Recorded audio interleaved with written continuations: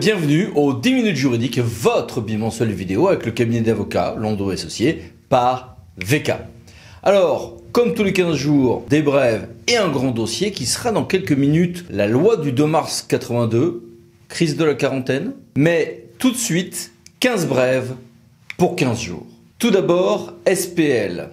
Le Conseil d'État avait réduit l'objet social et les actionnaires possibles d'une société publique locale. La loi du 17 mai 2019 a assoupli tout ceci. La Cour administrative d'appel de Lyon vient de nous confirmer qu'il faut avoir une lecture optimiste de cette loi. Dans un certain nombre de cas, plus ample que prévu, plus ample qu'on le supposait, du temps d'astreinte peut bien être considéré comme du temps de travail effectif. Voici quelques détails.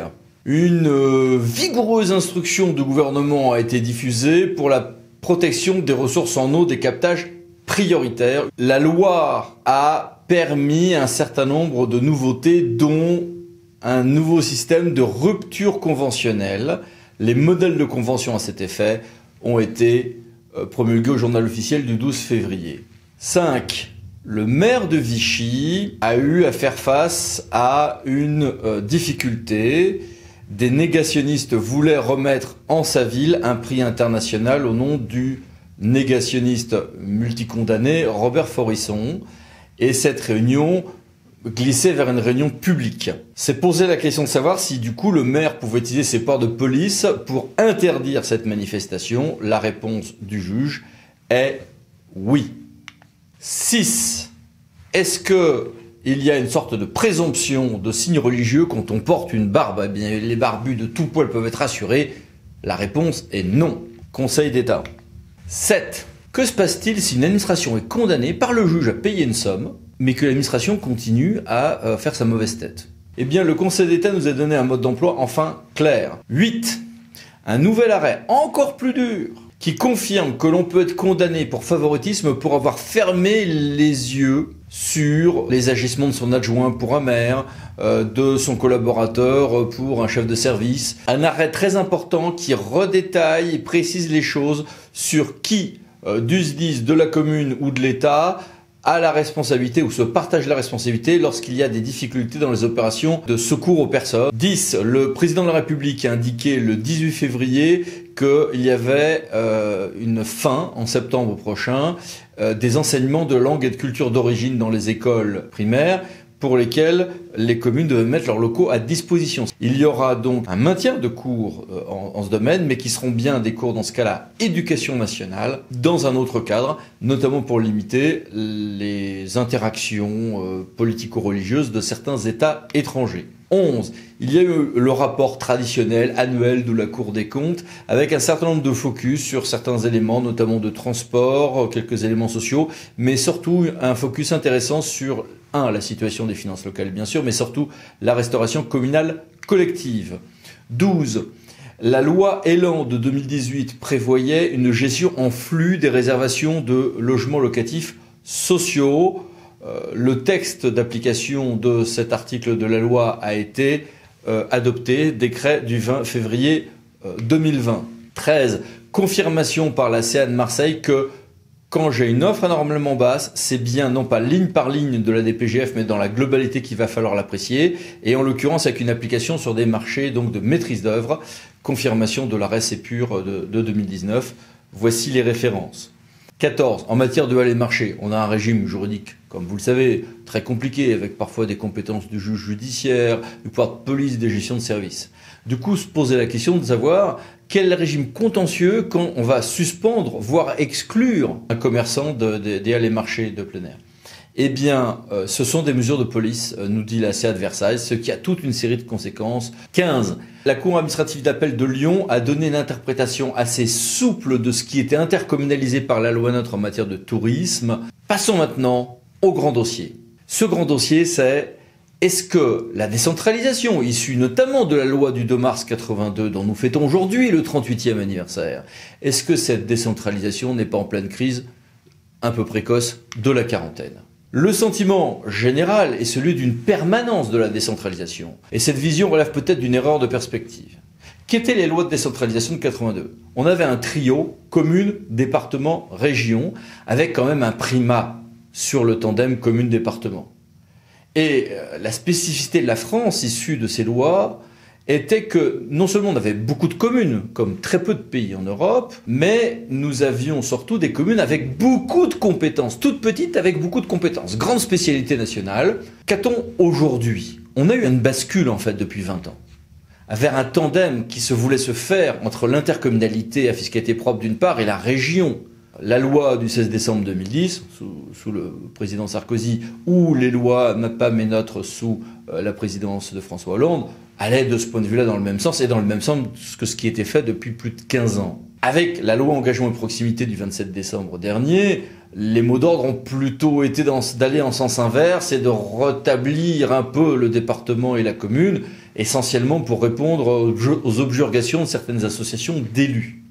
À côté de ça, le modèle souvent vertueux des communes nouvelles n'est plus trop aidé financièrement et n'est pas trop promu par l'État étrangement. On sent un flottement. Il y a eu une tentative de bascule d'un modèle vers un autre, on revient un peu en arrière, il y a un flottement. En réalité, les cartes des régions qui ont été bâties en 2015 font débat aujourd'hui. Ceci dit, regardez, que nous disait la DATAR en 2012 quand on prend une carte de France où on fait les distances de la carte en fonction de la réalité des temps de distance et qu'on y intègre les fonctions de centralité, on voit qu'on a des déséquilibres, il y a des capitales régionales qui rayonnent sur leur territoire et d'autres non.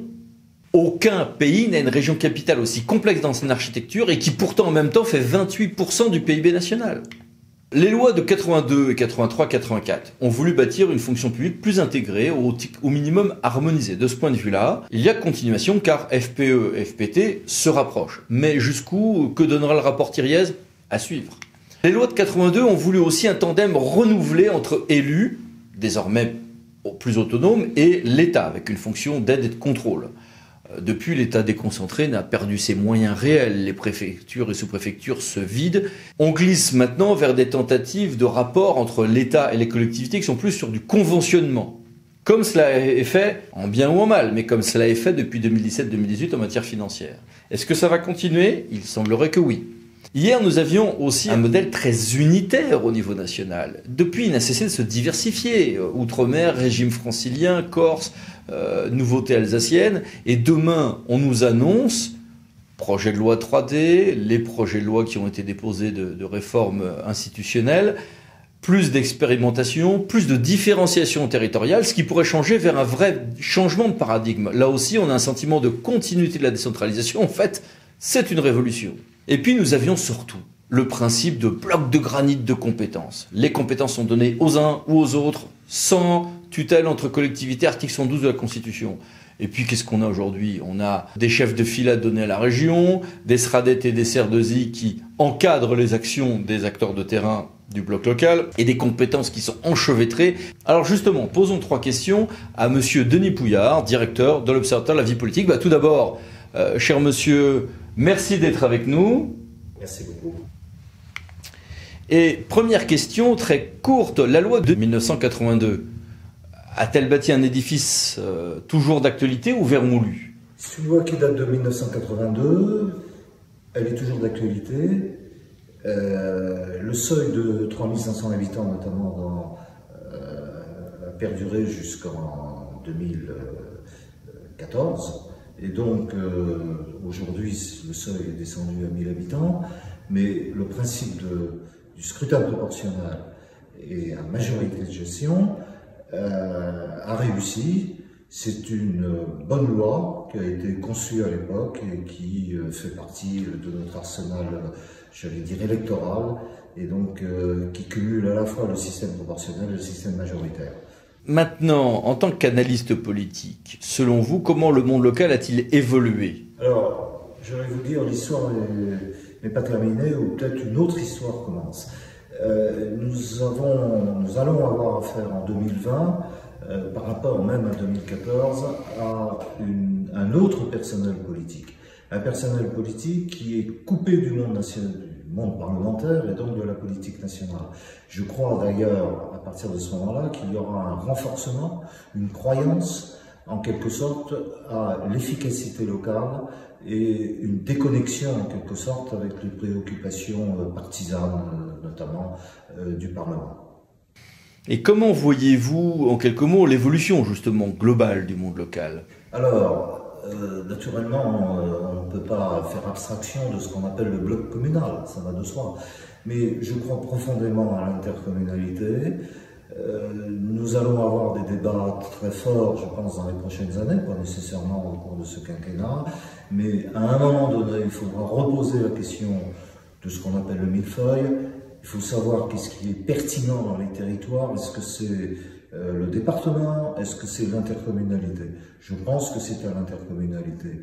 Et peut-être qu'il faudra revoir d'ailleurs le collège électoral sénatorial, qui repose à l'heure actuelle sur 34 800 communes, et peut-être le faire reposer davantage sur ceux qui disposent de compétences et qui ont une vue plus régionaliste de ce côté-là.